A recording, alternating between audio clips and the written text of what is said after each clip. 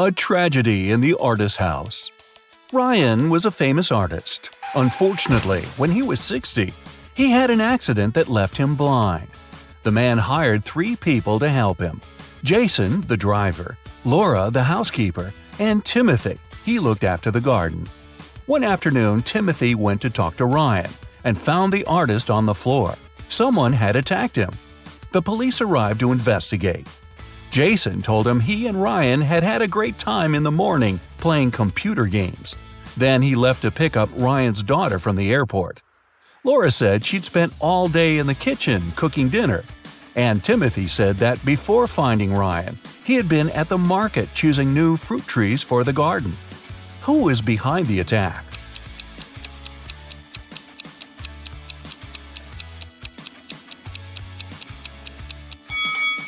It was Jason. Ryan was blind and couldn't play computer games. Bizarre guests. When Melissa was traveling around Europe, she met several girls who were from the same city as her. They got along very well. When all of them returned from the trip, Melissa decided to organize a get-together and invited them to her house. The girls came with a big cake and lots of colorful balloons. But even before they touched the food or drinks, Melissa felt dizzy and lost consciousness. When the girl recovered, she was having a splitting headache. There was nobody around, and all her money and other valuables were missing. Melissa looked at the photos taken before she fainted.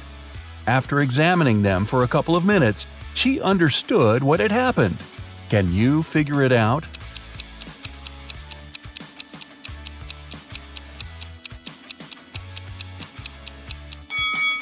There was sleeping gas in the balloons. The other girls must have put on face masks not to be affected by the gas. When Melissa lost consciousness, they took all her expensive stuff and left. Wow, time to get some better friends, huh? A mysterious disappearance. Stephen called the police and told him his wife Lisa was missing. She called her husband at 8 in the evening and told him she was about to go home, but she never arrived. The police questioned 3 suspects. Ashley, Lisa's best friend, said she had just returned from her vacation. Mark, the neighbor, was sure he'd seen Lisa in the afternoon, driving off in her car. And Paul, Lisa's colleague, told the police he'd spotted the woman in a shopping mall in the evening. Who's lying?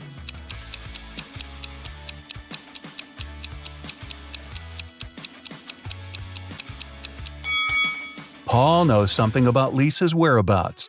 The woman wasn't in the shopping mall that night. She was at a movie theater. A call to the police. Amanda was going through a deserted park when someone hit her on the head. When she recovered, her bag, along with her phone, money, and documents, were gone. There were no people around but for one elderly lady. Amanda rushed toward her, explained the situation, and asked to call the police. The lady told her not to worry and started to press 911 on her phone. After talking for a minute, she said, "They're going to be here in no time." As soon as Amanda heard these words, she sprinted off. Why?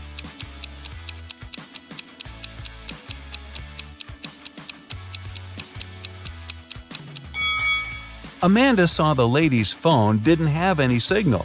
Then how could she call the police? A suspicious senior citizen. A date. Betty was on cloud 9 after 2 guys asked her out. But she felt she couldn't give hope to both of them. She had to choose one. Stephen was her secret crush. From a rich family, handsome and smart. She'd been dreaming about him for a year. John was a good guy too. She knew for sure he was kind and funny. The girl was at a loss. Which one should she pick? Any ideas?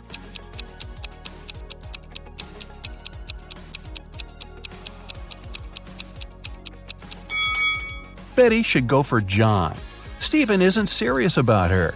He has a lipstick mark on his neck, left there by Stanley. So yeah, better choose John. A bizarre code.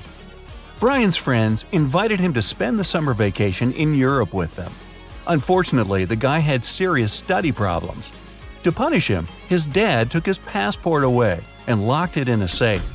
The only way for Brian to get his documents and have some fun was to crack the code. Yeah, we still don't want to crack the books, huh? When he sneaked into his dad's study, he saw a piece of paper stuck to the safe. There were 3 drawings on it: a rose, a rainbow, a calico cat, and a banana. Brian thought for a while and then pressed 4 numbers. The code was correct and the safe opened. Which numbers were they?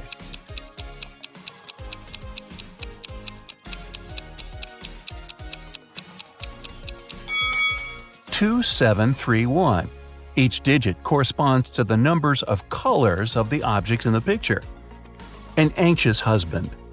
A man called the police. He could hardly talk. "My wife! She got into a car accident!" When the police arrived, the woman had been already rushed to a hospital. The detectives found out that she had crashed into a tree right next to her house. The car was beyond repair. One of the police officers examined the vehicle and saw the woman's bag. Inside, he found her driver's license and car keys, some money and bank cards, a notebook, and her passport. After that, the husband was immediately arrested. Why?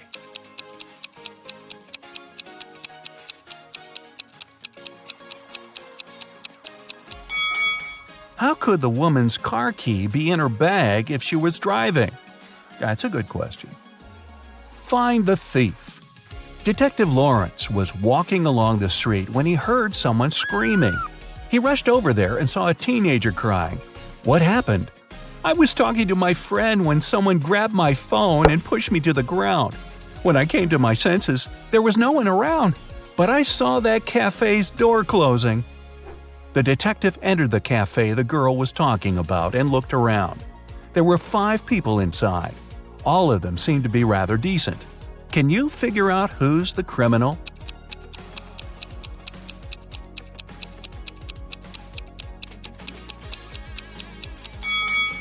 It's the man near the coffee machine. His drink is still steaming. It means he just bought it. A crime in the neighborhood.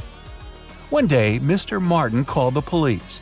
His car was stolen right from the street outside his house. The detective questioned 3 suspects. Eric, a teenager who lived next door, said he had been at school and had seen nothing suspicious. Amy, a young artist renting a house across the street, had been too engrossed in her work to pay attention to her surroundings. But Mr. Brandon, an elderly man whose house was next to Amy's, accused Eric of taking the car. Mr. Brandon was having his breakfast when he saw the teenager get into the vehicle and drive off. Strangely, after his words, the police officers arrested the elderly man. Why?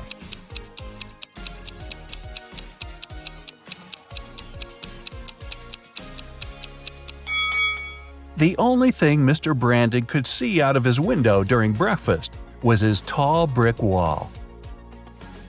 Desperate for help.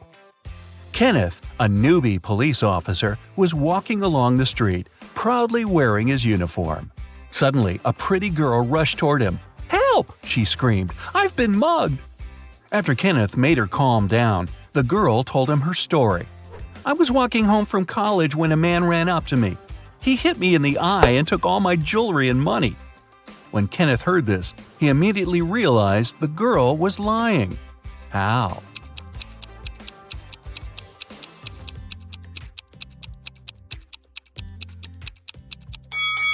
The girl was wearing glasses. If the criminal had hit her in the eye, her glasses would have been shattered. A runaway wife. Sharon's husband was a wealthy businessman. He never had time for his wife. One day, the young woman had enough. She took some money and ran away. She knew it wouldn't be difficult for her husband to find her. That's why she tried to be as discreet as possible. The next hotel where she checked in was good, but nothing special. She hardly had enough time to unpack her things when someone knocked on the door. The man said he was from the reception. But when Sharon opened the door, she realized her husband's people had found her. How did she figure it out?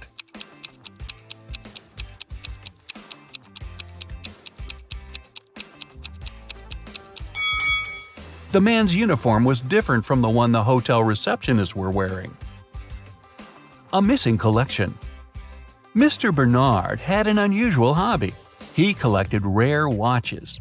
One day, he came home and discovered his collection was gone. He called the police.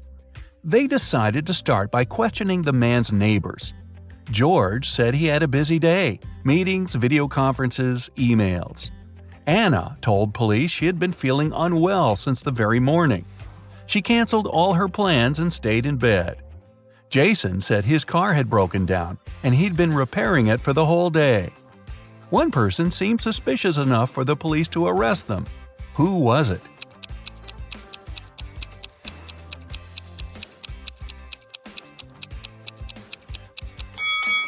Anna was lying. Look at her, all dressed up, wearing accessories and makeup. She doesn't look like a person who has spent all day in bed. A blatant lie. A famous pop singer, Anthony Black, was attacked after his concert. He was taken to a hospital. The police questioned several of his fans. Linda was crying. "I took Anthony's autograph and couldn't wait to boast to my friends about it." Lisa said, "I asked Mr. Black to sign his photo. After I got it, I went to buy a coffee." Jason added, "Anthony was super nice and friendly. I didn't notice anything strange." The police immediately arrested the fan who seemed suspicious. Who was it?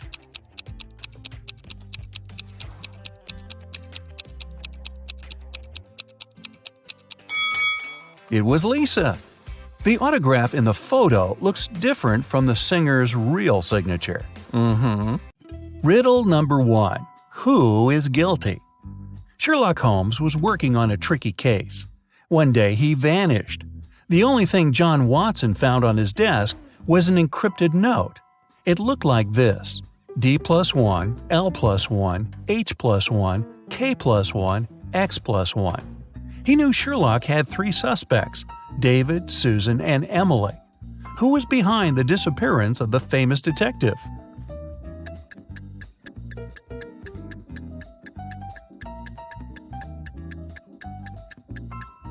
John Watson cracked the code.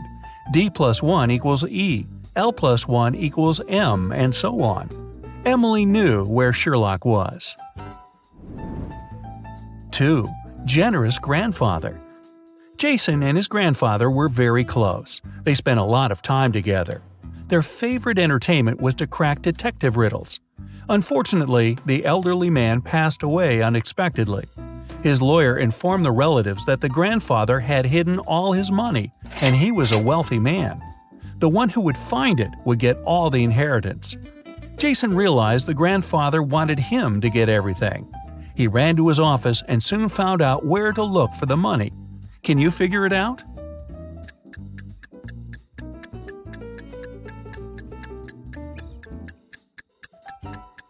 There's a cross on the picture with an apple tree that's hanging on the wall. Jason has to look for the money there. 3. The second riddle.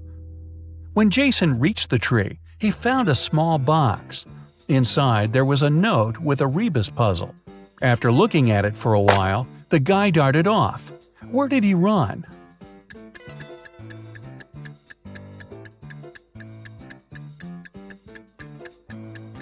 The rebus says back door. That's where Jason headed.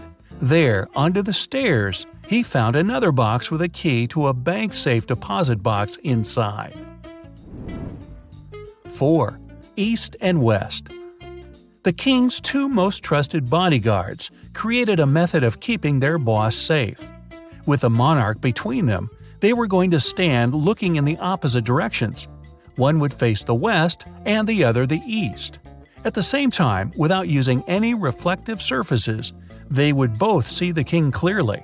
How would they do it?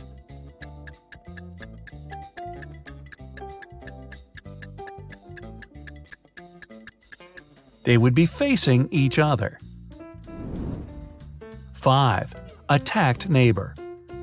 Detective Oliver Norton was leaving for work in the morning when he saw a man running out of his neighbor's house. He stopped the guy, who said his name was Paul. He came to visit his colleague about 30 minutes ago and saw him fighting with a man. The door was locked and Paul couldn't get inside to help. While he was trying to find the way to enter the house, the criminal left. Paul entered and saw his colleague lying on the kitchen floor, unconscious. Oliver and Paul came into the house. Nothing seemed to be out of the ordinary, but after looking around the kitchen, the detective arrested the man. Why?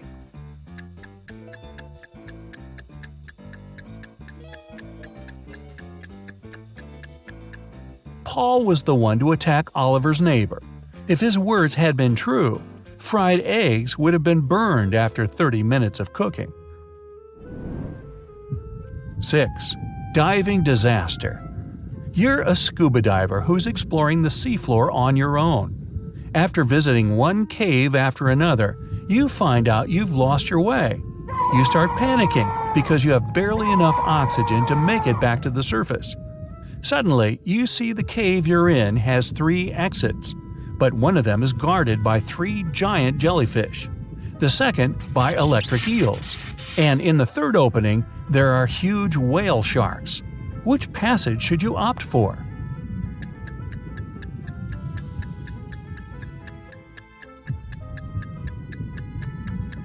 Choose the exit guarded by whale sharks. They get their food by filtering water and are totally harmless to people. 7. Stolen documents. At 11 a.m., Liam got a call from his friend, the owner of a law firm. The man was in distress. A very important document had disappeared from his office. It had been on the desk the evening before, but nowhere to be found in the morning. Liam immediately went there to question the employees. In no time, he had 3 suspects. Elijah said he had spent the previous evening at the movies. Mason had taken his girlfriend to dinner, and Evelyn had visited an art gallery. It didn't take Liam long to understand who was lying.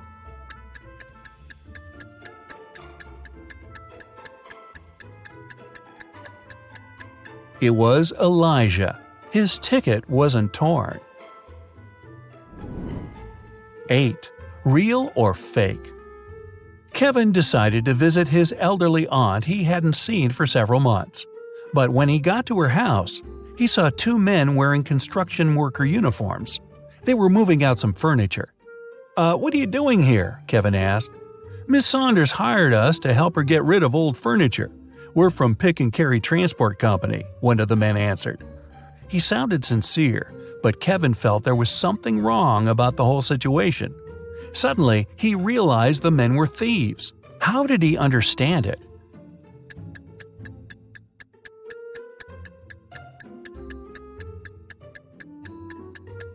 There was no company van near the aunt's house, just a dark car with tinted windows.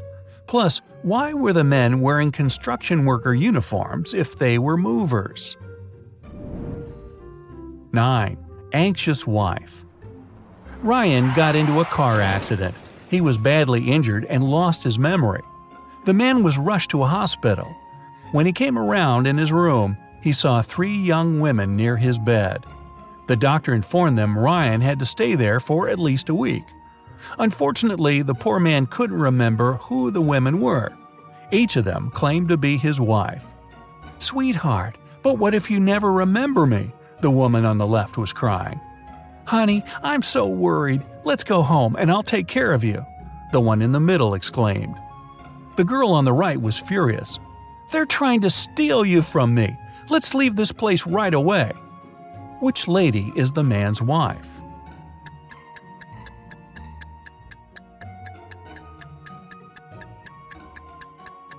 The woman on the left was crying.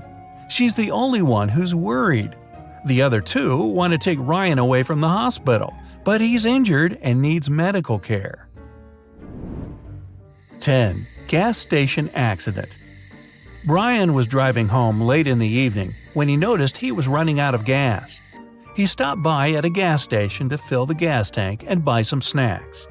When he came up to the employee to pay, she told him $5.05. Brian paid, went outside, and called the police to report an emergency. Why?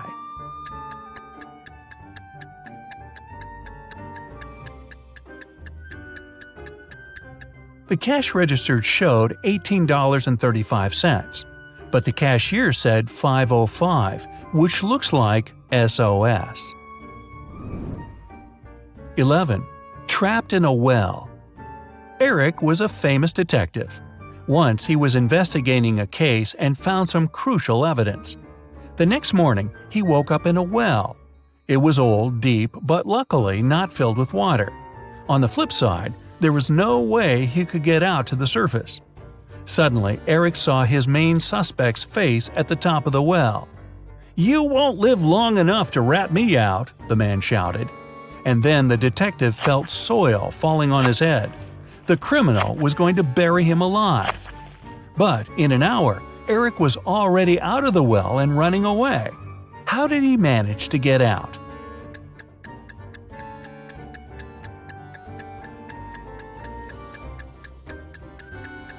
The detective started to shake off and tamp down the soil that was falling into the well.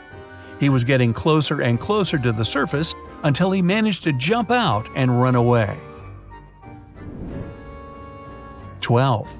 Winter escape. Mark and Liza had been dating for 2 years. One day, the guy came to his girlfriend's house. He was going to propose to her. But when he made it there, he found Liza with another man. Mark was furious.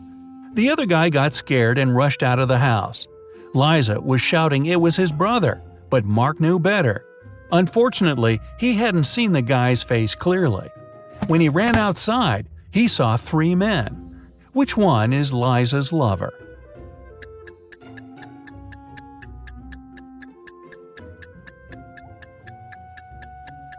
It's the guy on the left. It's freezing outside, and the other 2 guys have red cheeks and noses. But the third guy's face is pale because he just left a warm house. 13. A bus driver. A bus driver is heading down the road from Los Angeles to Las Vegas. It's been a long day and he's worn out. He yawns several times and ignores a stop sign.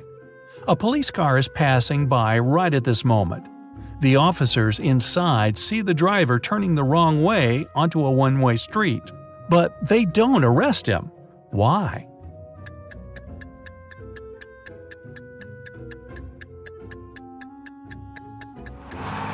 The man's walking, not driving a bus. 14. A mysterious man. A man and a woman are driving along a road at breakneck speed. Suddenly, the man pulls the car over. He tells the woman he'll be right back and sprints into a large building. The car doors are locked, all the windows are up.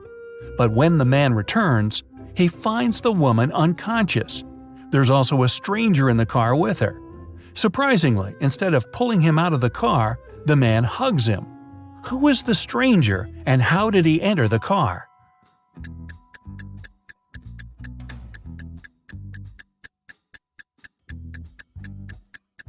The woman was in labor, and the man was driving her to a hospital.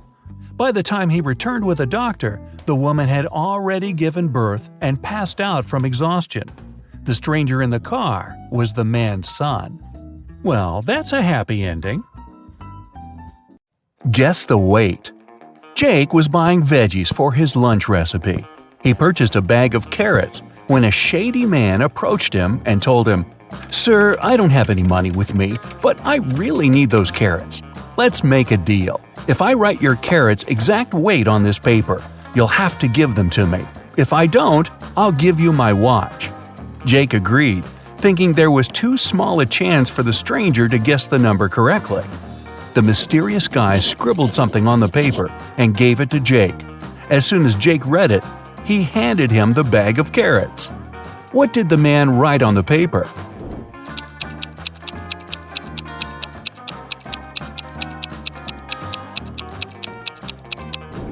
Your carrot's exact weight, just like he said he would. Will he win the game? Mark was visiting a new game store in his neighborhood. That day, staff members were giving away free games if the customers answered their questions correctly. Mark got in the queue and waited anxiously to see if he'd get the board game he wanted. When his turn arrived, the staff member said, "What has 6 faces but doesn't wear makeup, has 21 eyes but can't see?" Mark was relieved when he heard the riddle, and as soon as he answered, he got the game. What was his reply?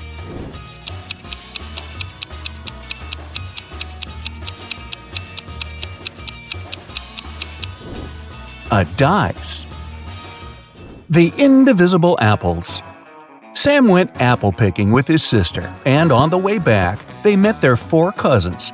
There were only 5 apples in the basket, and Sam had to divide them equally between his sister and their cousins.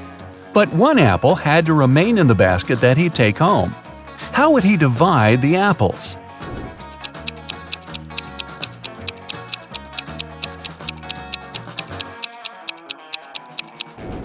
He'd give 4 apples to his 4 cousins, leaving 1 apple in the basket for his sister, and walk home with her. The new retail store. John's friend Susie opened a new retail store, and she came up with a new method to price her stock. A tie cost $15, a belt $20, a beret $25, and a blazer $30. Using this method, how much would a handbag cost?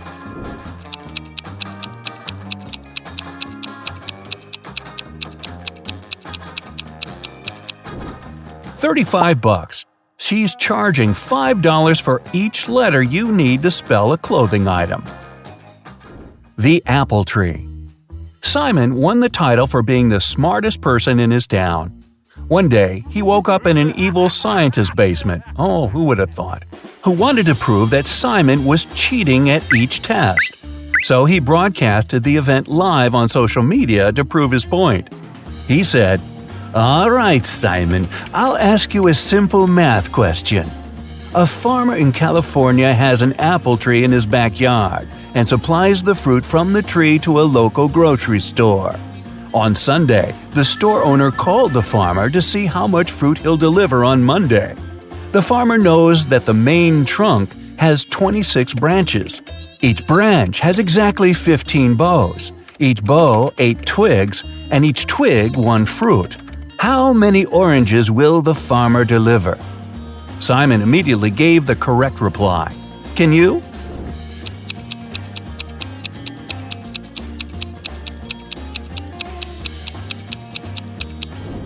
"None," said Simon. "Apple trees don't bear oranges." Well. When partying goes wrong. Mason, Jacob, Susie, and Edward were having a party at Edward's place. The next day, Edward was found unconscious, and none of the 3 friends knew what happened to him. When the police showed up, they found a note next to Edward's calendar. It read 3, 4, 9, 10, 11. Immediately, the detective knew who did it. What about you?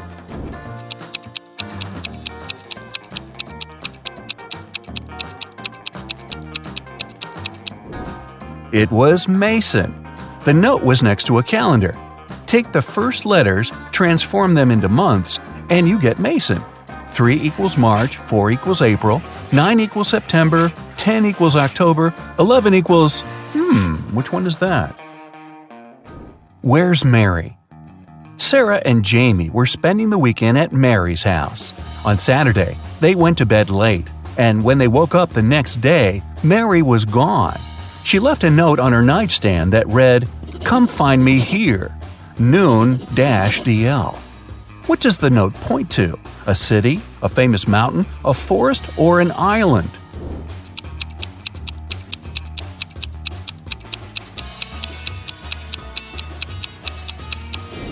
A city.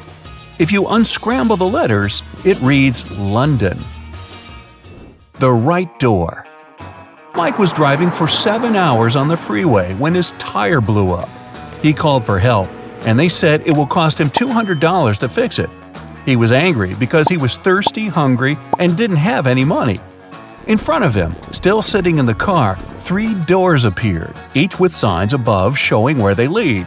The first is full of food: burgers, spaghetti, lobsters, and pizza. The second is topped with beverages, from energy drinks to sodas and iced teas. The third door has $1 million in cash. Which door should Mike open first?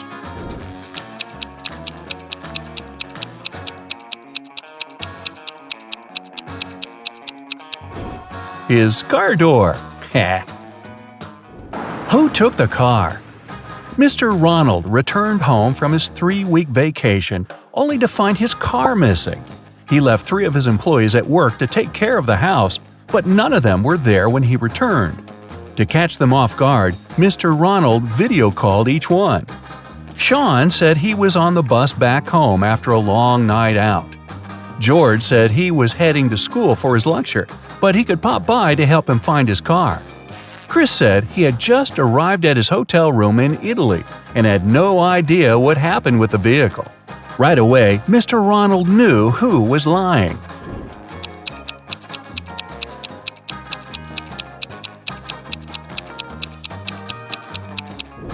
It was Chris. The clock behind him showed the exact same time as the one on his phone. He wasn't in Italy.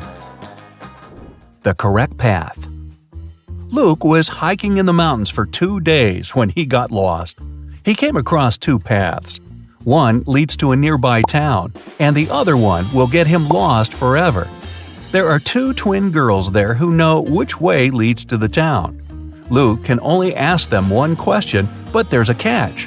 One of the girls always lies, and the other always tells the truth, and Luke doesn't know which one will be truthful. 25 minutes later, Luke arrived at the nearby town. What did he ask the girls?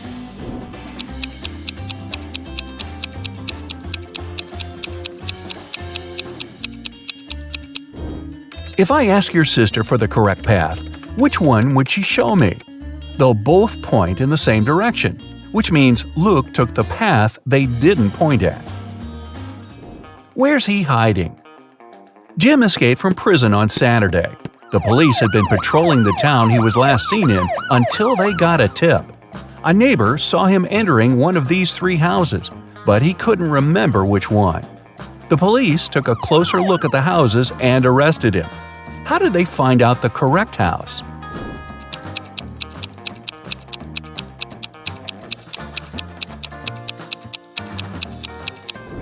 It's the last one on the right.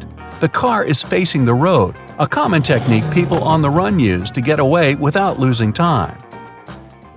Where does she live? Mia left her mother's home because they had a big argument. Her mother wanted to know where her daughter was going, but when she got back home from work on Tuesday, Mia was still missing. Mia didn't have a phone, and her mom didn't know where she went. 2 hours later, she found out where she was staying. How?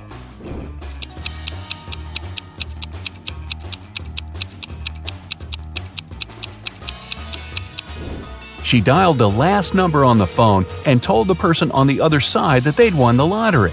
She told them they needed their name and address to give them the prize. Which is the correct door? Shane is an archaeologist who snuck into some underground caves in Egypt. When the guards spotted him, they started chasing him. He ran fast and came across, guess what? 3 doors.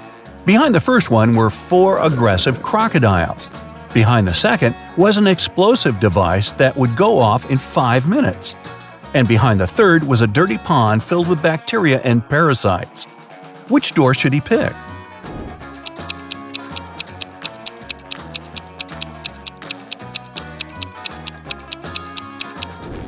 The second door. But because the guards were coming quickly, he should move the device to the room with the crocodiles and then run away to avoid being caught. The lost suitcase. Jenna and Neil got back from their holidays in Hawaii. Upon returning, they discovered that their suitcase never made it into the baggage claim area. It was either lost or taken by somebody. The briefcase had a lock on it. When airport security showed up, they questioned 3 people with some convincing alibis. The steward said he checked the plane and couldn't find any luggage. The captain said the suitcase was probably forgotten in Hawaii, but nobody would open it because it was locked. The airport security guard said he just called the airport in Hawaii, and nobody knew what happened. Immediately, the police arrested the captain. Why?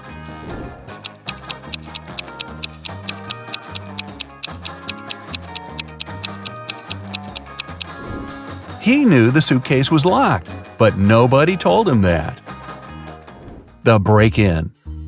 Susan's apartment was broken into the day before Halloween. When she went home from work and saw the mess, She called the police.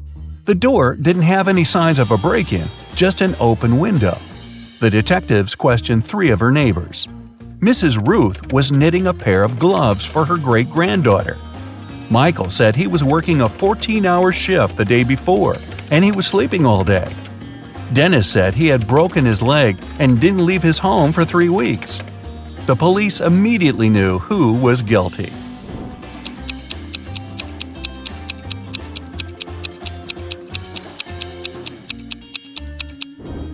It was Michael. He was the only one able to climb into a window. Wait a minute, you don't think Granny could do that? You should see her doing burpees. Uh-oh, Allie was missing for days when her husband Orson called the police to report it. Detective Wells arrived at the scene and found her purse buried in the garden. Inside, there was a note that read, "It's a sign, you're mine. I redesign your new life." The police had 3 suspects with unusual names: Orson, her husband, Ryan, her best friend, and Atlas, her brother. Who took Allie?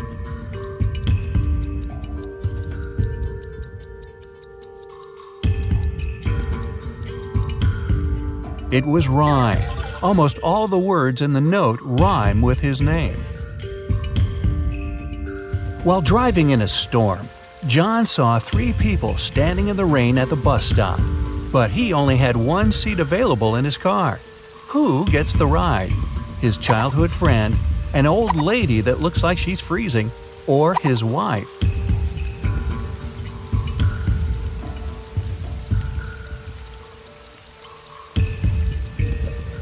John asked his childhood friend to drive the old lady to the hospital and then take the car back to his house, and John himself will wait for the bus with his wife. Mark is locked in a 30-foot-tall cell with an earthen floor and a window near the ceiling. There's nothing else in his room but a shovel and a bed. The entrance is blocked with concrete. How can he get out?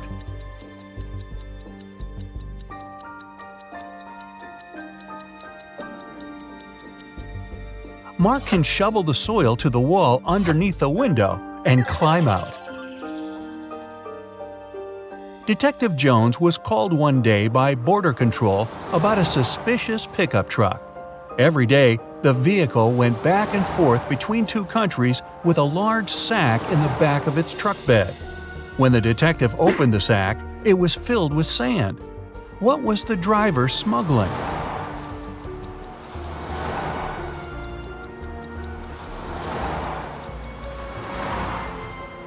Trucks. A geography teacher vanished on the first day of school. When the police arrived, they suspected 4 people who claimed to have alibis. The landscaper was mowing the front lawn. The English teacher was giving students a surprise test. The principal was preparing for his welcoming speech. And the coach was meeting new students who wanted to join the football team. Who was lying?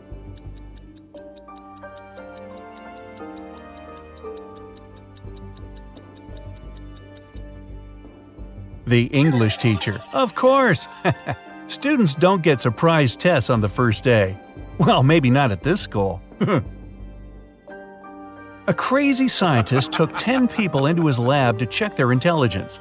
He gave everyone 2 pills and a glass of water. He told them, 1 pill is a placebo and the other is poison. Whichever you take, I'll take. But somehow everyone ended up unconscious after the trial except for the scientist. How did he do it?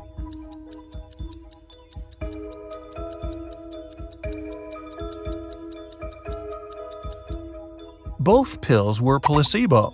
The poison was in the water. Shane and Mia went to Japan for their honeymoon. Only Shane came back, and Mia's family called the best detective in town. What should be the detective's first move? Inspect Shane's suitcase. Inspect Shane's house. Call the travel agency Shane and Mia used.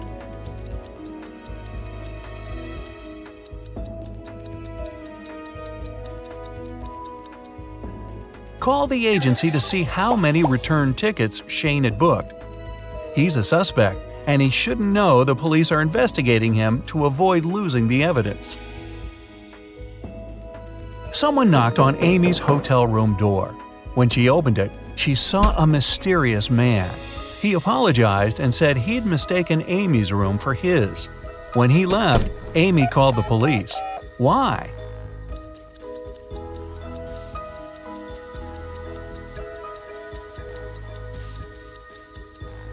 Nobody knocks on the door of their own room. This is a technique used by people who want to break into someone's home. A worker was found unconscious near the entrance of an abandoned building. He has no memory of what happened, but seems to have fallen from the building. Detective Marks is assigned to this case, and he must figure out whether the worker fell or was pushed.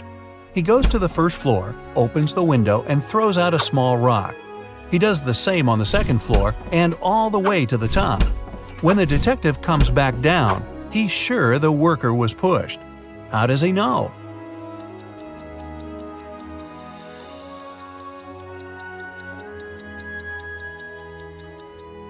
He had to open windows on all floors to throw out rocks. This was an abandoned building, and someone closed the window right after pushing the worker. James ordered a coffee from his local bakery, put in some sugar, but then noticed a fly in his cup. He told the staff member, and they took back the coffee and brought him a new one. But when he got a sip, he got angry. Why?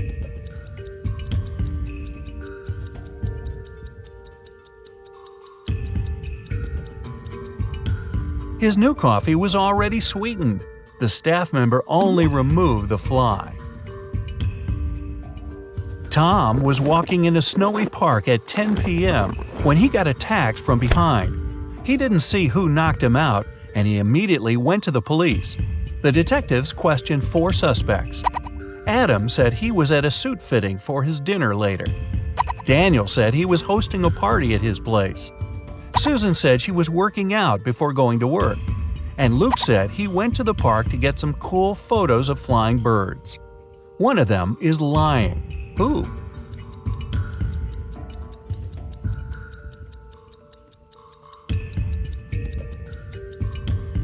It's Luke. It's next to impossible to see birds at night in winter. Right before the final soccer match, the team's goalkeeper went missing. The police arrived and they had 3 suspects from the rival team. Mike said he was signing autographs for his friends.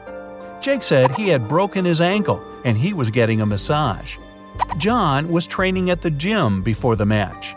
The police immediately knew who did it.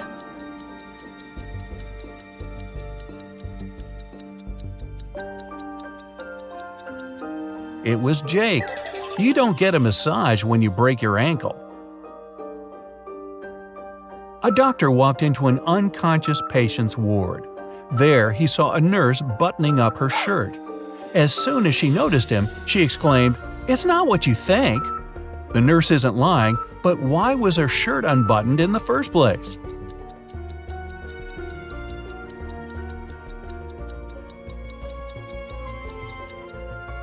She got locked out of the changing room and knew that the patient was unconscious. So she went to his ward to change into her uniform. Yeah, I believe her. A group of 6 friends decided to check out an abandoned house in their neighborhood. When they arrived, Mark, one of the group, warned his friends not to go in. But all of them ignored him and walked in anyway. Mark stayed outside, but his friends never came out. What did he see that stopped him from going into the house?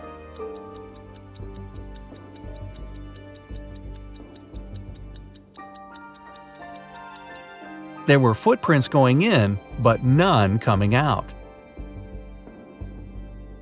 Detective Stevenson is taken by some of his mean supervisors who want to test his intelligence. They put him in a room with 2 doors. One leads to freedom, while the other opens onto a bottomless pit. There are 2 guards, either responsible for one door. One of them always tells the truth, while the other always lies. Stevenson doesn't know who's the honest one, and he can only ask one question to one of them. What should the question be to save his life?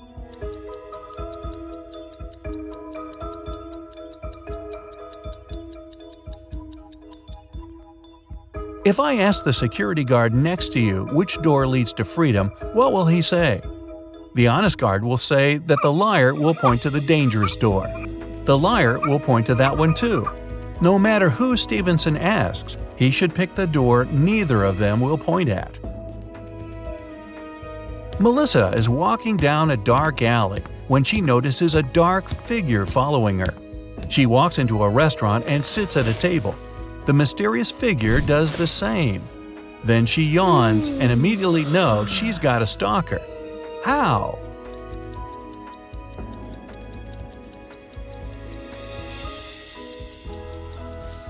When she looked up, the mysterious figure was also yawning. It means they had been watching her. The director of a large company was found unconscious in his office. The police showed up, saw the messy office, and realized that a fight had gone down. They went to his secretary and asked to see the list of visitors that day. Immediately, they knew who did it. How?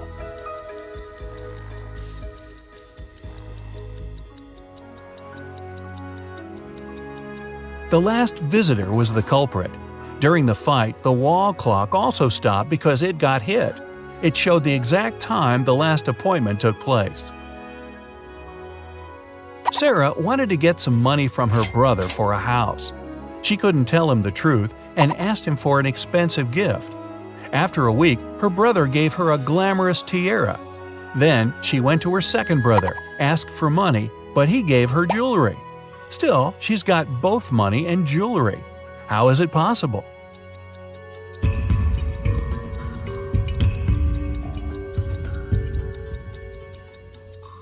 She asked for a similar jewelry item and sold one of them. Susie went on a dating website and found 3 guys that she liked, all with some very impressive backgrounds. But only one of them is telling the truth. Can you guess which one? Shane said he was an astronaut. He went to Mars and enjoyed a beautiful sunset. Chris said he was a scientist and went to the North Pole. He enjoyed being on floating ice and seeing both Arctic foxes and penguins. Dylan said he was a pilot, and once he flew his helicopter so fast he broke the sound barrier.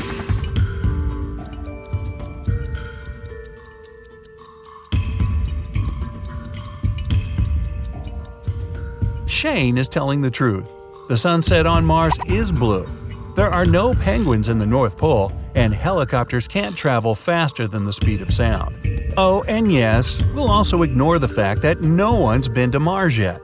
Susie also thinks Shane has beautiful eyes, so who are we to disrupt this love connection? Okay, time for more riddles, the Parents Edition. There are 3 categories of questions: easy, which award 1 point each, average for 2 points, and hard for 3 points. We're going to start with the easy ones. Remember, every correct answer gives you 1 point. Jason and Steven are home alone with their kids. Jason is talking to his mother, and Steven is watching a baseball game on the TV. Who's being negligent?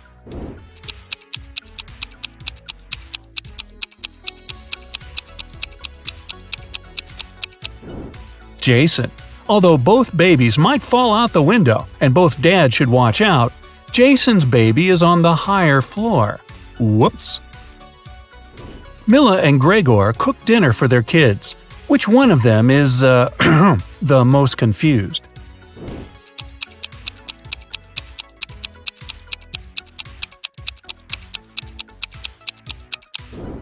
Mila. She accidentally mixed up the plates. She gave the dog her daughter's food and is about to feed her daughter dog food. Yum. Sabrina and her son went to the mountains to spend the day sliding. Adam is barbecuing in the backyard while watching his daughter. Who's not watching their child properly?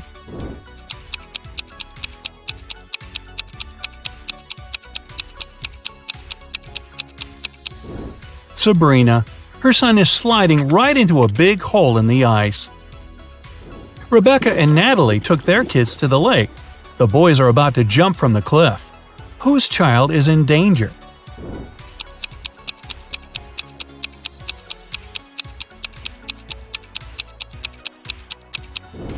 Natalie's. There's rocks under the cliff her son is about to jump from. Megan and Rachel were cleaning their kids' rooms. Rachel noticed her son's phone and decided to check it, and Rachel found her daughter's diary. Who's in trouble?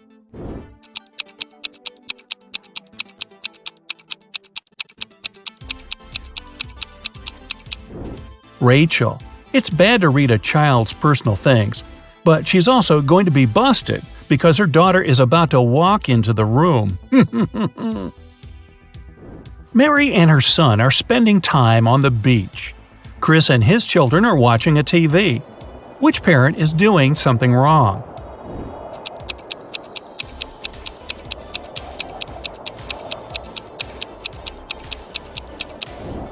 Mary. It's dangerous for anyone to be in the water during thunderstorms.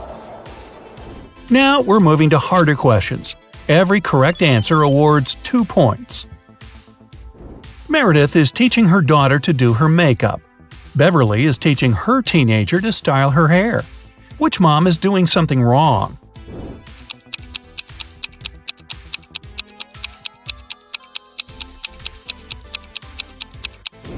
Beverly. The hair straightener isn't plugged in. Nicole and Diana are spending time with their kids. Nicole is reading to her son, and Diana is watching cartoons with her daughter. Who is not behaving wisely?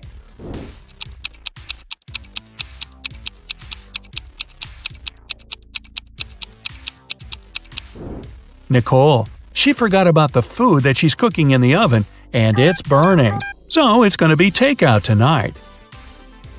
Bradley and Ryan's sons are blamed for painting a face on a neighbor's fence. Both boys denied doing it, and both fathers believe their sons. Who's been misled?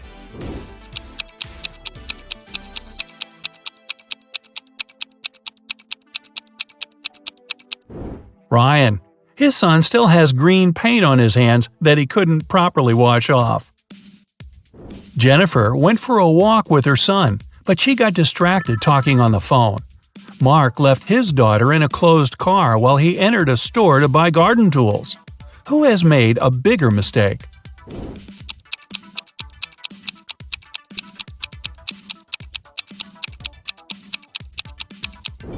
Mark. It's dangerous to leave people or animals in a closed car, especially in the heat, when the car warms up very fast and there's a lack of fresh air inside. Brian is teaching his teen son how to drive, and Nancy is cooking a dinner with her daughter. Who isn't being wise?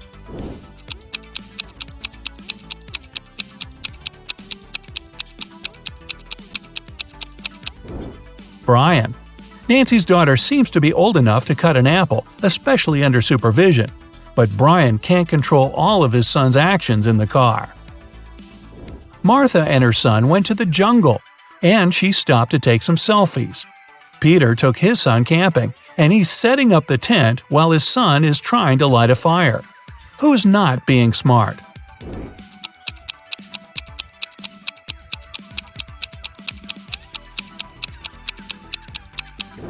Martha. Her baby is approaching a snake that can be venomous. Melissa and Stephanie are doing chores. Melissa is handling the laundry, and Stephanie is cleaning the kitchen. Who should be more careful?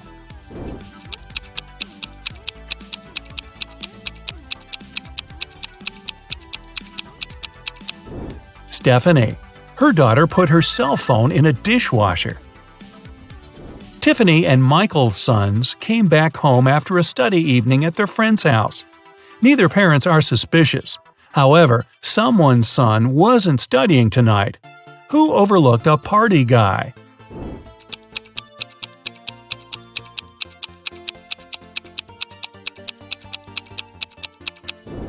Tiffany. Her son has a lipstick stain on his collar. Jack and Vivian took their kids to school. Now Jack is walking to work and Vivian is driving to a store. Who forgot something?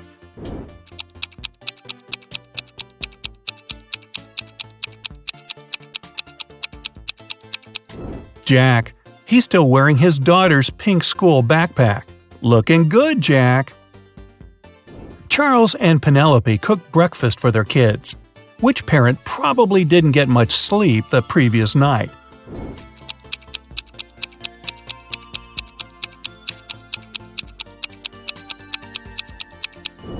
Penelope. She gave her daughter a raw potato and didn't even peel it. Sandra is doing gardening with her daughter. George is watching his child swimming in a pool. Who's being stupid?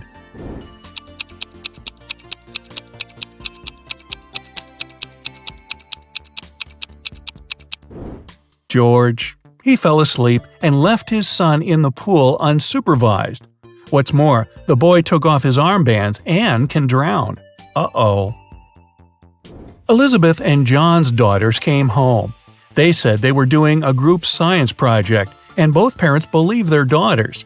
Who didn't detect a lie?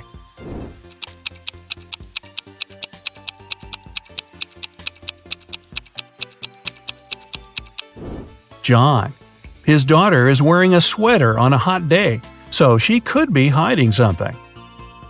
Jessica and Aaron cooked a dinner for their families. Jessica cooked Thai soup, and Aaron made mashed potatoes. Who is a bad cook?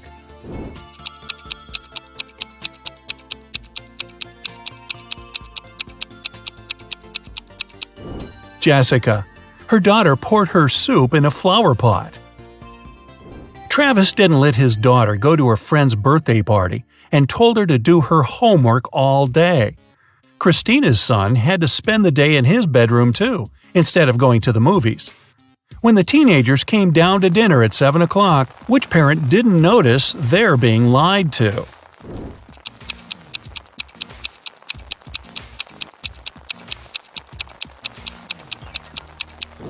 Travis. It's raining and his daughter has wet hair. It means she was outside and not sitting in her bedroom. And finally, the hardest questions for 3 points each. Dustin is cooking dinner with his daughter. Joseph is mowing the lawn while his child is playing nearby. Who isn't smart?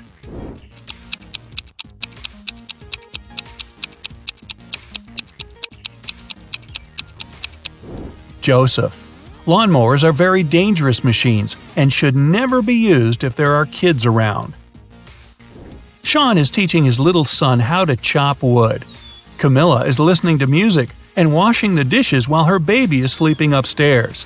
Who's making a mistake?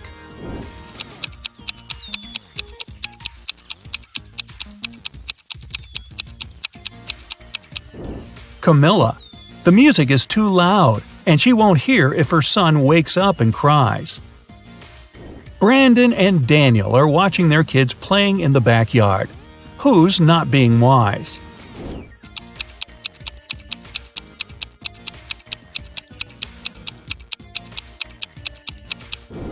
Daniel. His son is playing in the sunshine without a hat on and might get sunstroke. Pamela is getting ready for the meeting with her son's teacher at 12 o'clock. William is driving his son to a birthday party. Who isn't very attentive?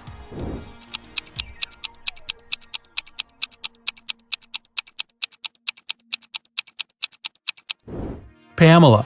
She must have confused the time. The meeting was at 12 o'clock, but it's already 1:30. Thomas is reading a newspaper while watching his son. Molly is talking on the phone while dinner is cooking in the oven. Who should rethink their actions?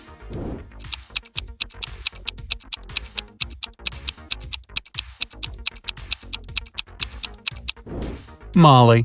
She forgot to turn on the oven. Samantha and Bob are sending their kids on a school field trip. Which of the parents forgot to do something?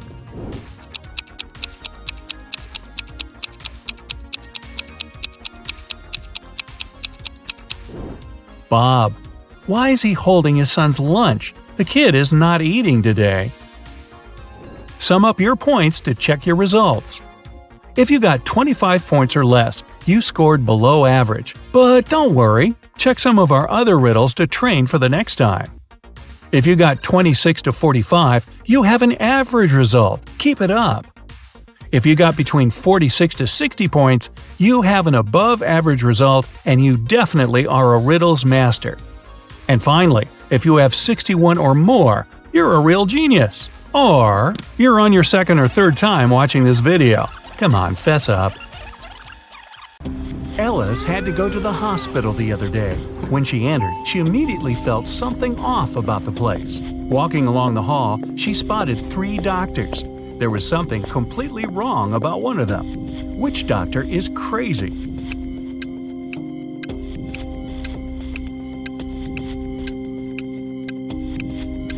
The one on the left, he's got wolf eyes and teeth, and there's no badge on his uniform. Stay away from him, Ellis. Alright, Ellis didn't listen to our piece of advice and went straight to Dr. Wolf's room. He says he needs to apply some new protective cream on her, but in fact, he just wants to test it. After covering Ellis with this magic lotion, she shouldn't have trusted him. He makes Ellis choose one of 3 containers to jump into. Wow, this is a weird hospital. One of them is filled with toxic waste. In the second container, there's acid that can eat through metal. The third one is filled with lava from a volcano that almost ruined a whole town a year ago. What container should Ellis choose?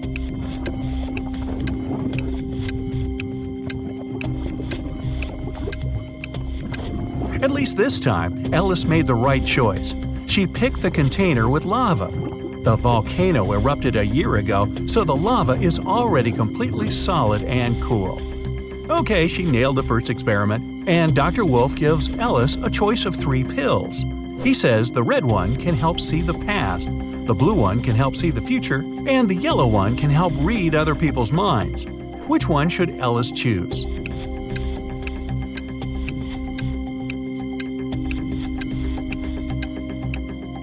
Ellis was smart enough this time. She randomly picked the yellow one, but she suspected it was another experiment. She gulped the water but never swallowed the pillow and still has it in her cheek. In fact, all 3 of them were poisoned. When the wolf went outside for a second, Ellis spat out the pill and ran away. Hey, try the urgent care clinic, Ellis. No wolves there. Ginny was cooking dinner for her friends. When everyone was at the table, she suddenly realized there was something wrong with one of her friends. Which friend didn't like the meal?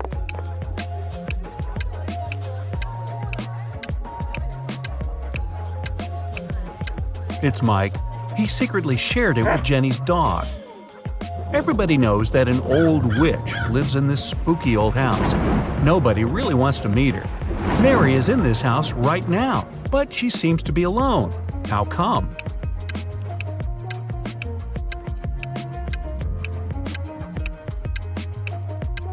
Who said witches can't have a name Mary?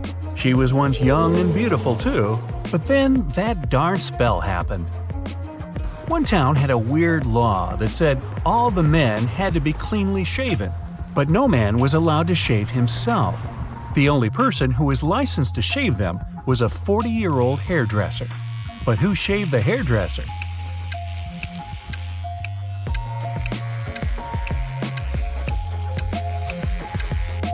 Yeah, there was no need. The hairdresser was a woman. Allison met a stranger yesterday, and she immediately knew who he was. She hadn't seen this person before, and no one had ever described him to her. He wasn't a celebrity, and he wasn't doing anything unusual. So how come she knew who he was?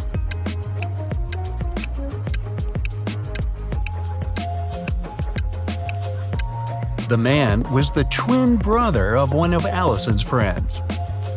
Bill is a shoe shiner. He offers his services to passers-by for free.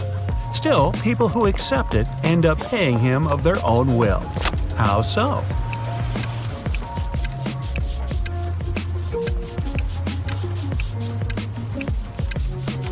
Bill shines only one shoe for free.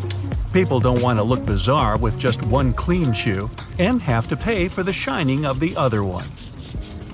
The king told his 3 daughters to place 3 identical kettles with the same amount of water on the fire. The king promised that the husband of the daughter whose kettle would boil first would become his heir. His youngest daughter's kettle boiled first. How come?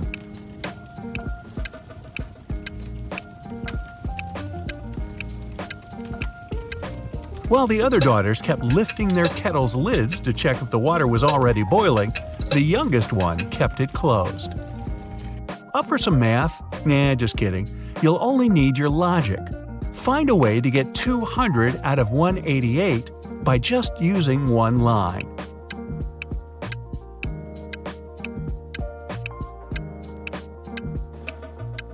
Use the line to cut 188 horizontally.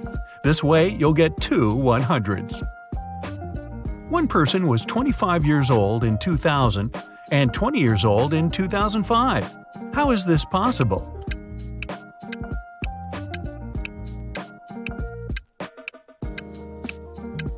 This person lived before Common Era. One man went to his friend's party and told his wife he'd be back before sunrise. He shaved and left home. He returned as promised before sunrise, but he was sporting a long, thick beard. How come?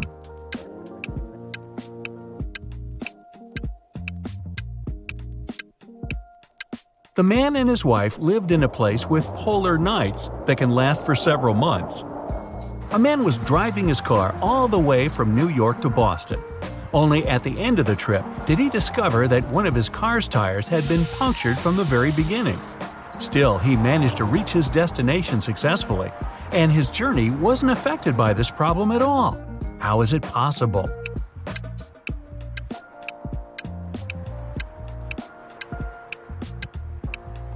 The punctured tire was the spare one. The financial director of a big company finally persuaded new partners to sign a super important agreement. He then put this document into a folder and left it on the table in his office. When he arrived at work the next morning, the folder was gone. John gathered all the employees who were in the office at the time and questioned them. The cleaning lady said that she had been busy washing the floor and hadn't paid attention to anything around. The designer explained that he hadn't left his working place even once. What's more, being an artist, he didn't have any interest in agreement documents. The accountant admitted that he had entered John's office to have some documents signed. But once he noticed there was no one inside, he immediately left. Who took the folder with the agreement?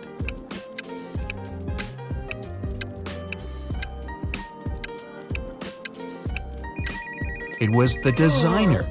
John never mentioned which folder was gone. How would he know that the missing folder had an agreement inside?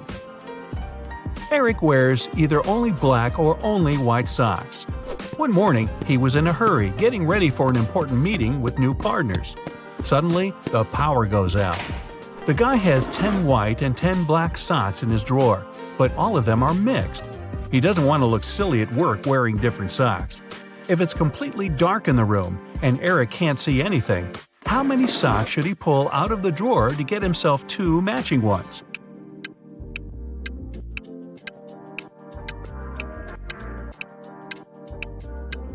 Three socks are more than enough.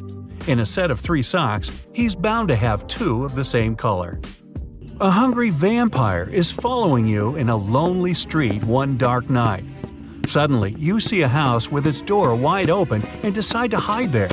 The vampire can't enter your shelter since you locked the door in the nick of time, but it's waiting for you outside. However, you still have some hope. There are 3 doors leading out of the house. When you open the first door, there's molten lava. No thanks. The second door leads to the room with tarantulas as large as your head. Yikes. As for the third door, you can definitely hear a huge dog barking inside that room, and you're kind of afraid of it. What should you do?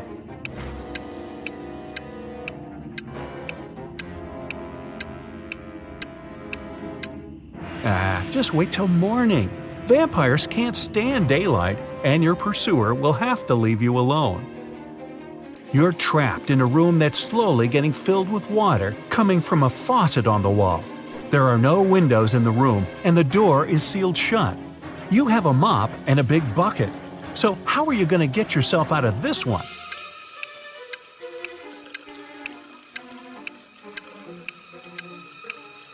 Come on, just turn the faucet off. Now it's better. Jane told her boss someone had taken the document she prepared for the meeting.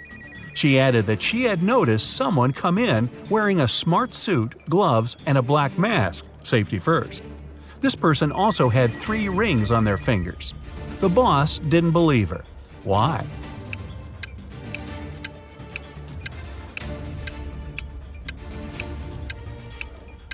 She said the person was wearing gloves. Then how did she see 3 rings on their fingers? Jane must have simply forgotten to print those documents out. A hotel owner was visiting the construction site to see the progress. He wanted to start welcoming the guests as soon as possible and had big plans. At some point, he left his briefcase with important documents on the table. Some worker grabbed it and ran away. The hotel owner didn't see who it was, but he immediately called the police. There were 3 suspects. The architect said he had been talking on the phone, trying to get electricity for the site as there was none. The designer told the police he had been trying to find the best paint for the walls.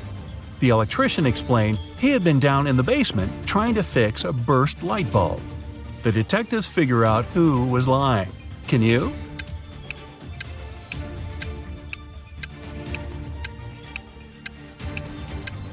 It was the electrician. How could he fix the burst light bulb if there was no electricity at the construction site at all? Ah, liar, liar, pants on fire. A super wealthy businessman, Mr. Carl Jenkins, has been taken and left locked up all alone in a dark room. His phone's almost run out of charge, so he can only write one message. He knows that someone might spy on his phone, so he decided to write a message with a code to a high school friend, John Smith, who runs a detective agency. He remembered that in high school, they would cipher messages to each other, so he used the same technique. The message was this. Can you guess what it means?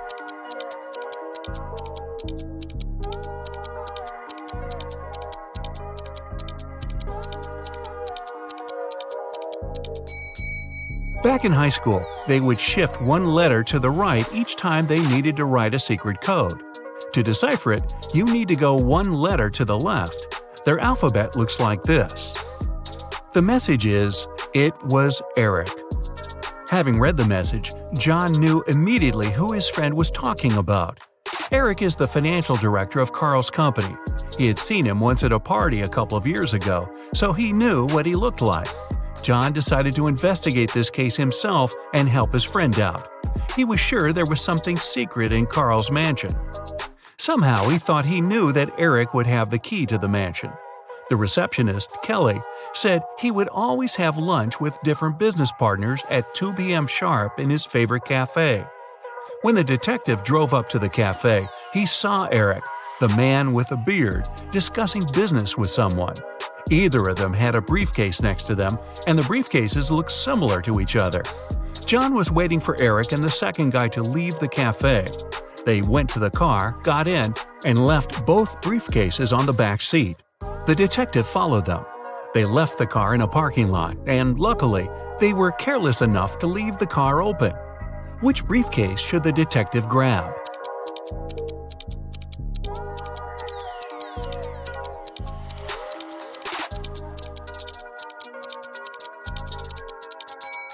The one that looks brand new. While they were walking to the car, the detective spotted a few scratches on the second man's briefcase. Both briefcases were locked with a cipher. Not to make the whole thing suspicious, the detective decided not to take it and cracked the code right in the car. Can you help him open the briefcase?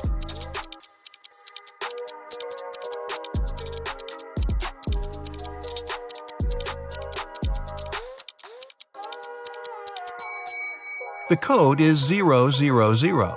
The briefcase is brand new, and Eric probably didn't have time to set a code on it yet.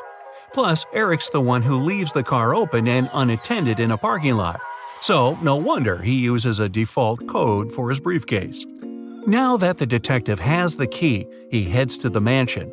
The front door isn't a problem with the key in hand. The study is upstairs. He's been there before, so he remembers the stairs leading up have a secret. If you step on the wrong stair, you'll instantly fall to the basement and won't be able to escape from it yourself. What step should John mind?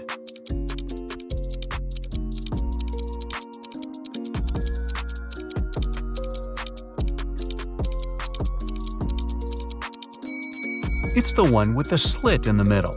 When you step on it, it opens and you get into a dark room with bats and spiders. Yikes! Alright, John is finally at the study door, and Carl would always use buttons to open it. You've got only one try.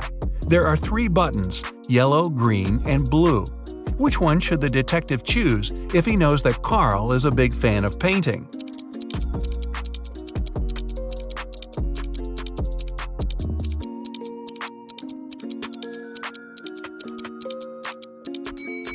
A combination of blue and yellow gives green, so the door opens. Green light for our detective. He finally reaches the safe with top-secret documents that could help him find out the truth. Obviously, just like any other safe, it's locked with a code. It also has a warning. You can enter the code only once. If you hit the wrong code, the safe locks up forever. He's looking around for a hint, and voila! John is right. On the desk, he sees a note. It says, "Secret code," and has a combination of 3 digits, 3, something, and 1.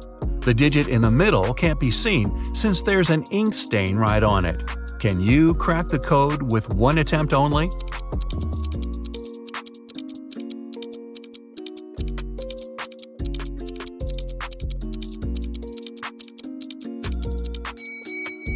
The code is 371. The detective thought the code was used frequently, so the button must have been a bit worn out. He was right. Since he knew the beginning and the end, he only needed to find one more worn button.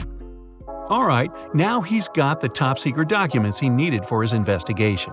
He looks through all the papers and finally finds something that looks like the document he actually needed. To take it as a hard proof, he needs to find one which is not fake. There are 4 copies. They look almost the same, but only one is real. Can you guess which one?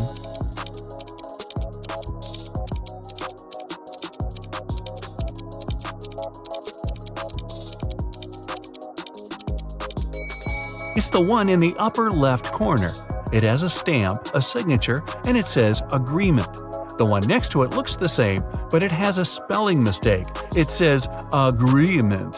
Other copies lack either a stamp or a signature.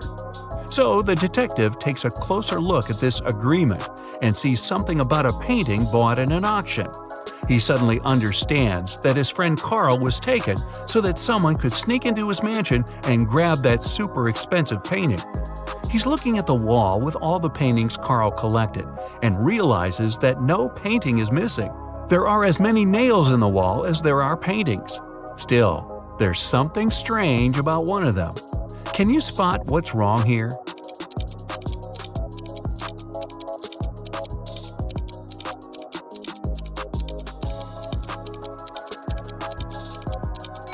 Even though all the paintings are present, there's one that lacks a frame.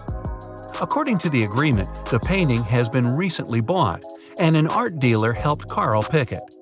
The expert was an honest man, and he helped Carl make sure all the other paintings in his collection were real. This time, the painting turned out to be nothing but a copy.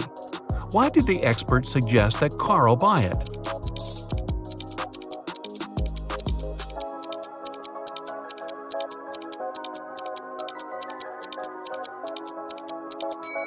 Although the painting cost nothing, its frame was a beautiful and expensive piece of art.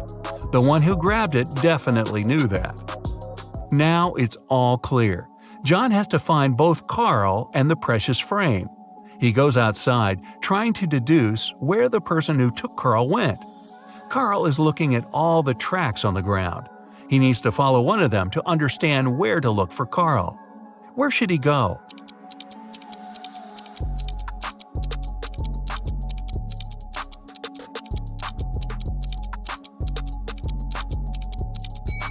He's got to follow the tracks going to the left. There are 3 sets of tracks here. The first belonged to John's car. The second set belongs to a two-wheel vehicle, and since the tracks are really thin, they were left by a bike. It seems impossible to take someone somewhere on a bike, so these must belong to a mail carrier who comes every day to bring the letters. The last set of tracks definitely belongs to a large car, so John should follow it. He's lucky and there are no turns, so he's just going straight. Half an hour later, he sees something like a castle. He drives up to it and he sees 3 moats in front of him. Here's the first one, a row full of metal stakes. How can John jump over it safely?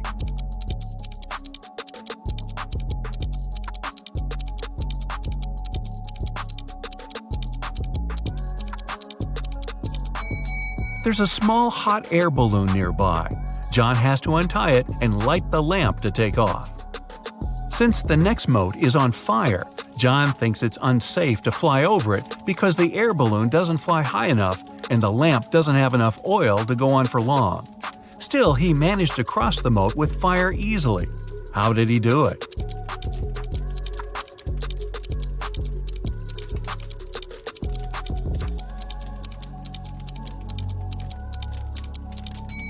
He took the sand from the air balloon's ballast and sprinkled it on the fire, extinguishing it. The last moat was filled with scalding hot lava. It took John some time to figure out how to cross it, but he managed to do it safely. How?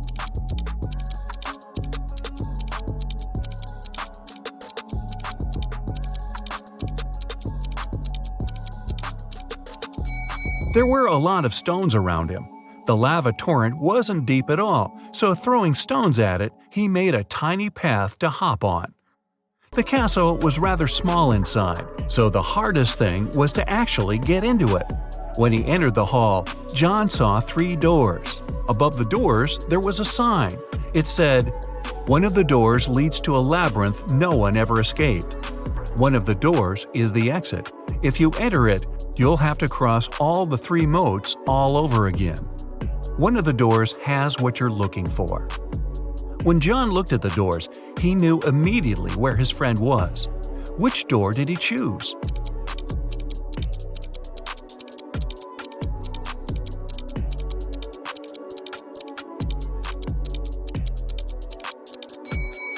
The handles were made of shiny metal, which looks cool but gathers all the fingerprints.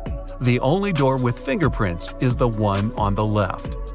John opens the door and sees his friend. Carl rushes out of that dark room, and while heading to the exit, they spot a few frames. Which one is Carl's?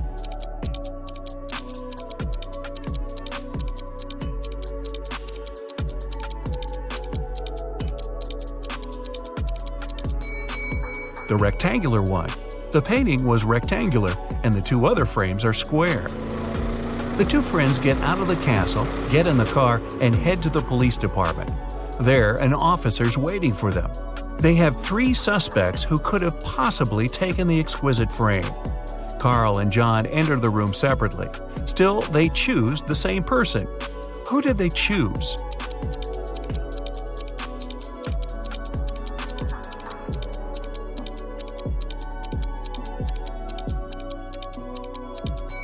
The man on the right.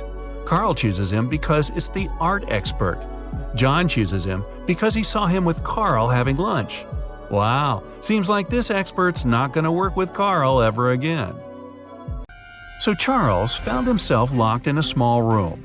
He didn't know what had happened. Just then, he saw a door. He approached it and tried to open it, but it was locked. There were 3 buttons. On one button, there was a circle. On the second one, a triangle. On the third, a square. Charles didn't know which one would unlock the door. Luckily, though, there was a note. It said 1248. Which button should he press to get out?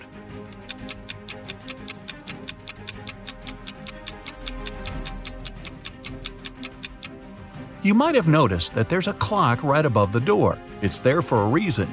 If you draw lines connecting 12, 4, and 8, you get a triangle. So Charles should press the button with the triangle on it. Esme was having a regular walk in the forest and got lost. She wandered around all night in the dark. Just after sunrise, she came upon a witch's house. She had nowhere else to go, so she walked in and asked the witch to send her home. The witch agreed, but it wasn't going to be that easy. 3 magical doors appeared, and Esme had to decide which one to go through. Behind the first door, nothing but a deep pit. Behind the second door was a shower of toxic liquid. Behind the third door was an open space with a vampire waiting for her. Which way should Esme go?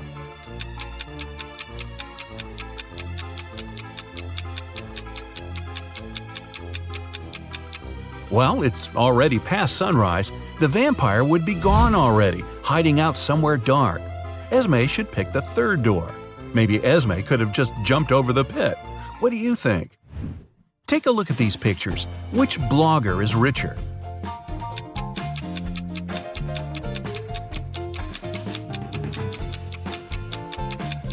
The second one. Look at the number of likes. She has 17,000, but the first one only has 7,000. One of Mr. Smith's sons, Jaden, was taken. Several hours later, Mr. Smith and his younger son David received a letter. The letter stated that if they wanted to see Jaden again, they should round up $1 million cash and take it to a little shack in the woods. Mr. Smith and David decided to do it, and David took the money into the woods alone. But it didn't go as planned. David said that halfway to the shack, someone approached him from behind, hit him, and stole the money. There was an investigation, and a detective asked David what the robber looked like. David said that he had dark hair and a red hoodie with a black logo on it. The detective immediately figured out who had taken Jaden. Can you?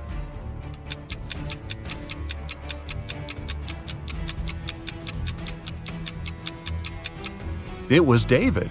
He said the robber approached him from behind, but somehow he still managed to remember some pretty specific details about the robber. Nah, he made it all up. Abigail wanted to buy her mom the best birthday present ever. The problem was she had 0 ideas. She decided to sneak into her mom's computer, go to her online shopping cart, and see what she had saved in there. When her mom left for work, Abigail sneaked into her home office and turned on the computer. Uh-oh, it required a password, and Abigail didn't know it. There was a sticky note attached to the keyboard. It was a clue. 1 apple, 2 orange, 2 kiwi, 1 lemon. Can you guess the password?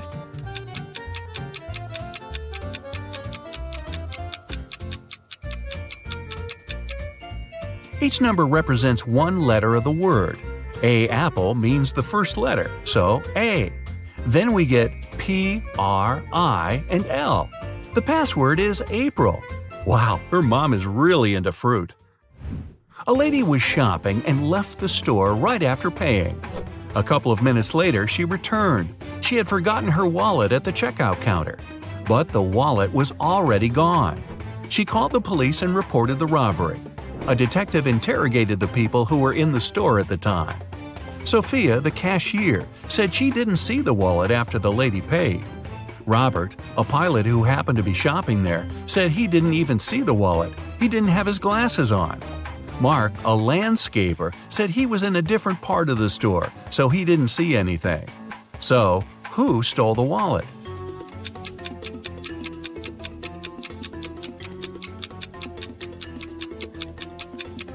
It was Robert, the pilot. He looks pretty blind without his glasses, so he's definitely not a pilot. Why would he lie about that? Unless… Amelia's brother, Neil, was a crazy scientist. In the past year, he had been working on a time machine. One day, he ran into Amelia's room and screamed. He'd done it! He'd invented a time machine and it totally worked. He said he had already tested it. He managed to talk to William Shakespeare, Princess Diana, and Sherlock Holmes. Amelia didn't believe him at all. Why was she so sure about it?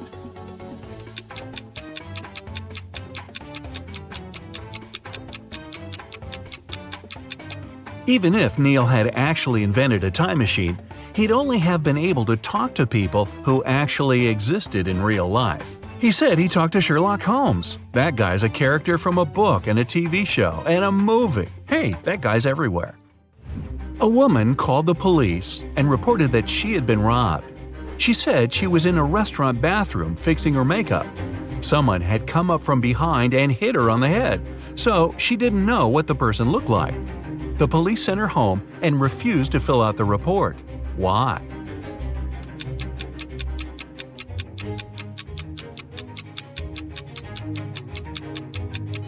The woman was fixing her makeup, so she must have been looking in the mirror. She would have definitely seen someone sneaking up behind her. She lied and made up the whole story. Grab your detective hat and head over to Europe for this next one. Bill was traveling from Paris to Berlin by train. When the train got to Berlin, Bill wasn't on it.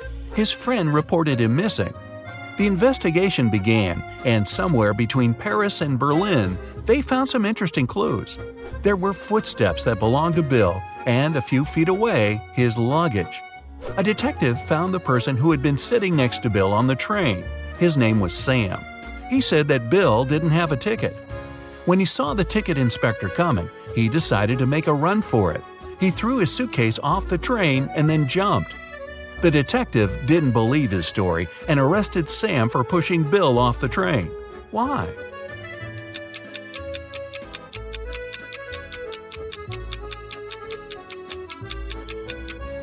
Look at the direction the train was going. If Sam's story was true, the suitcase should be behind Bill's footsteps, not in front. Sam pushed Bill off the train, then threw his luggage off after. Mrs. Anderson came home from work in the middle of the day because she'd forgotten some important documents. When she went to the bedroom, she saw her husband lying on the bed. There was a paramedic beside him. Mr. Anderson was unconscious, and the doctor explained that he had been poisoned. Luckily, he had had time to call a paramedic before passing out. Mrs. Anderson immediately blocked off the door and called the police. She said there was a fake paramedic in her house who had poisoned her husband. How did she know?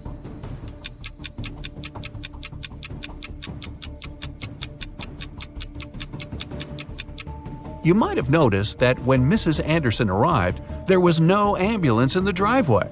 That's super suspicious. William was hit on the head and taken away. When he woke up, he found himself locked in a small room. He tried to open the door, but obviously it was locked. There was nothing in the room except for a wooden box with 12 bottles in it.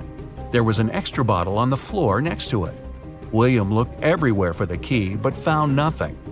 After a bit of thinking, he noticed something. He managed to find the key. Where was it?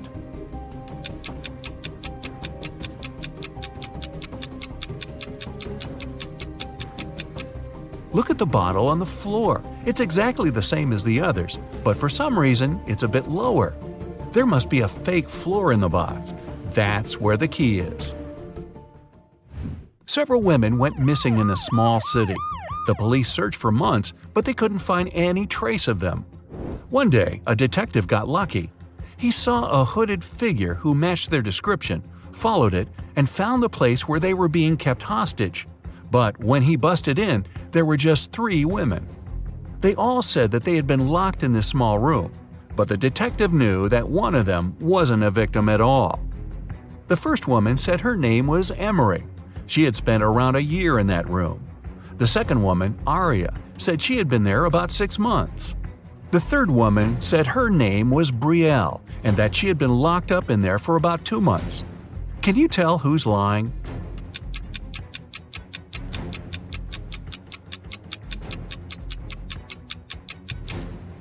Emery's lying. Look at her hair. She just had it dyed, but she's been there a year. Aria's hair is also dyed, but you can see her natural dark roots growing out. After years in college, Stephen came back to his hometown. He met up with a couple of his old friends, Dylan and Harry. Both of them said they're successful bloggers now. To prove it, they showed him screenshots from their most popular videos. Steve took a look at them and could tell that one of his friends was lying.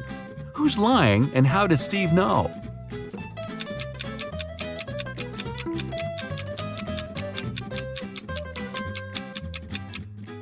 Harry's lying. The number of views for his video is 2.1 million, but the number of likes is way higher, 4.5 million. That's impossible, or at least really, really suspicious. Harry probably photoshopped that screenshot. Uh-huh.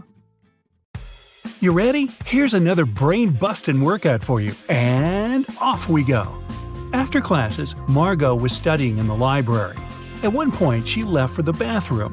When the girl returned, she found out her wallet was gone. Margot immediately called the police.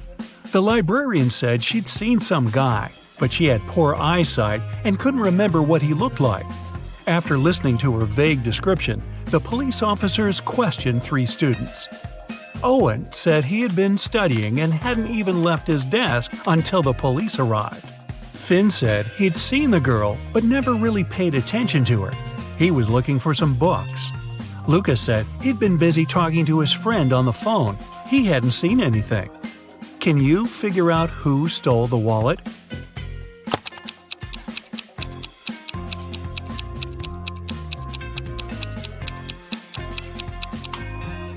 It was Luca. He said he'd been talking on the phone, but it's prohibited in the library. If he had used his phone, he'd have been immediately kicked out. So, he's lying. During a casual walk deep in the forest, Esme got lost. After hours of wandering, she saw a witch's house. Esme asked the elderly woman to show her the way back. The witch refused, but she was in a good mood and offered a deal. She gave Esme 3 apples. 2 of them were poisoned and 1 was okay to eat. The girl had to pick 1 apple and bite into it. If she didn't get poisoned, the witch would show her the way home. Esme was a smart girl and managed to do it. How did she know which apple to pick?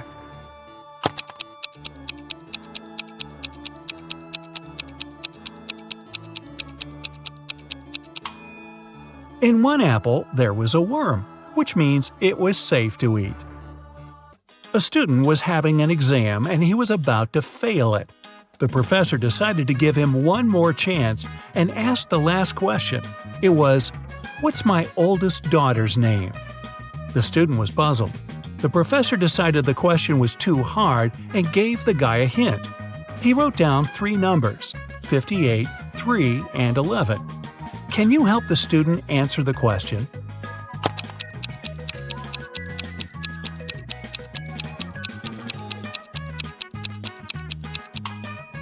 It's a chemistry class. The riddle must be related to this subject. Have a look at the periodic table. The 58th element is cerium, or Ce. The 3rd element is lithium, Li. And the 11th element is sodium, or Na. If you put all of them together, you'll get the name Selena. The professor liked the game. When another student was struggling with his task, he gave him another puzzle. The man said, "I have daughters. All of them, except 2, have dark hair. All of them, except 2, have blonde hair. And all of them, except 2, have red hair. How many daughters do I have?" Can you help the student out?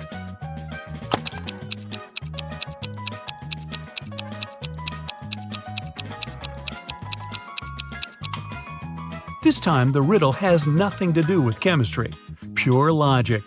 The professor has 3 daughters. 1 of them has dark hair, the 2nd is blonde, and the 3rd daughter has red hair.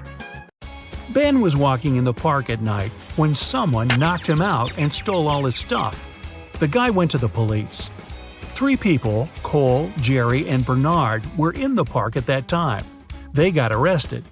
The detective gave each of them a marker and asked them to write their names on the whiteboard. As soon as they finished, he immediately arrested the right person. Who was guilty, and how did the detective find it out?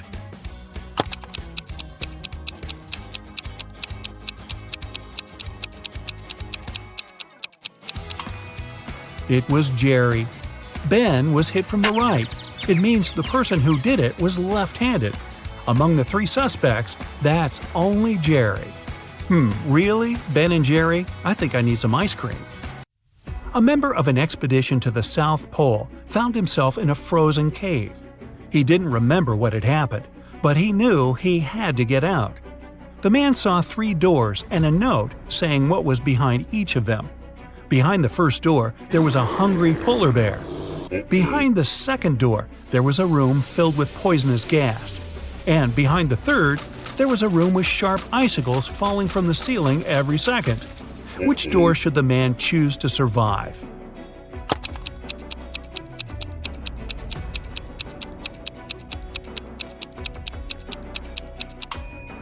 He should pick the first door. He's at the South Pole. There are no polar bears there. After classes, Nora stayed at the university. She needed to finish her project. She was sitting in the hallway. Soon, she got hungry. The girl went to grab some food and left all her stuff behind. When Nora returned, she checked her things and called the police. She told them what had happened and reported her wallet stolen. There were 3 other students nearby. All of them were questioned. Kennedy said she had been texting her friends. Ethan said, "I did sit close to Nora for a while, but I didn't see or touch her wallet." Gabriella said she had been in the classroom and just walked out a couple minutes before. The detective listened to them and left without arresting anyone. Why?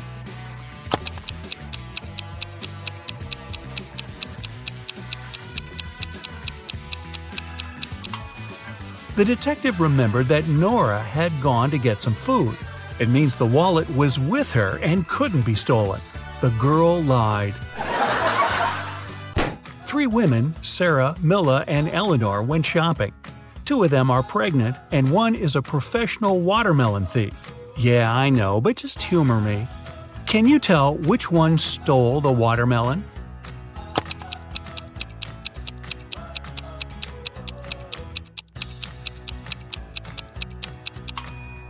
It's Milla. She's wearing heels. It's not the kind of shoes pregnant women would wear. Aurora was spending her summer in the countryside. She often took long walks in the forest alone. One day, she saw a huge mansion. It was obvious no one lived there, so she entered the house.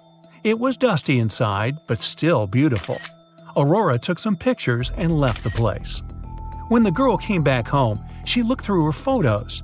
She wanted to pick the best ones to post on her social media, but then she saw one of the photos and screamed. Take a careful look at this photo.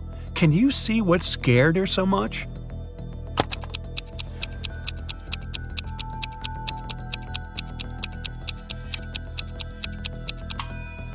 Aurora noticed she, herself, was in the photo. But it's impossible. She was alone in the house. Stella and Adeline were sisters. Their grandmother once presented Adeline a bracelet.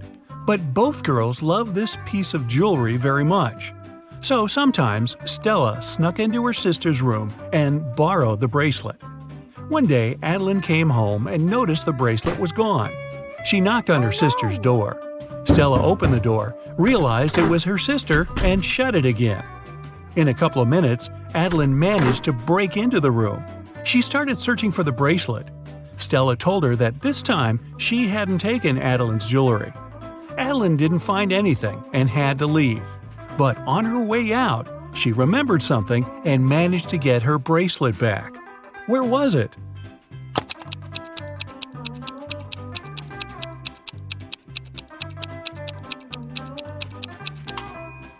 When Stella opened the door, she had her hair down. But later, she already had her hair tied up. In those few minutes, she made a bun and hid the bracelet in her hair. On a rainy summer night, Mrs. Miller came home after work. Her neighbor, Mrs. Smith, visited her. The women wanted to have some tea together. Mrs. Smith said her daughter was at a party. She met one of Mrs. Miller's triplet sons there. Mrs. Miller asked which one it was, but her friend didn't know. Her daughter could never tell the guys apart. The problem was all 3 of them were grounded and weren't allowed to go out until the next week. Mrs. Miller wanted to find out who had broken the rules.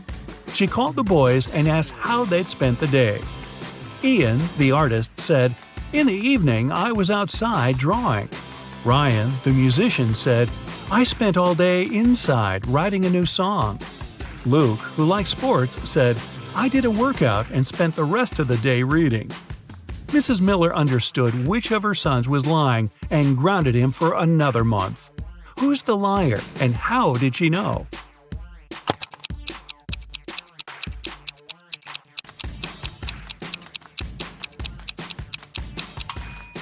Ian lied. He said he'd been drawing outside, but it was raining. Another day, another walk in the forest, and Esme got lost again. And still, she managed to find the way to the witch's house. This time, the woman had another task for Esme. The witch gave Esme a candy bar and a knife. She was going to perform 7 tricks. After each of them, Esme had to give her 1/7 of the bar. But there was a catch. The knife was magical and could only make 2 cuts. It was also impossible to break the bar or cut it without the knife. How did Esme fulfill these conditions and return home?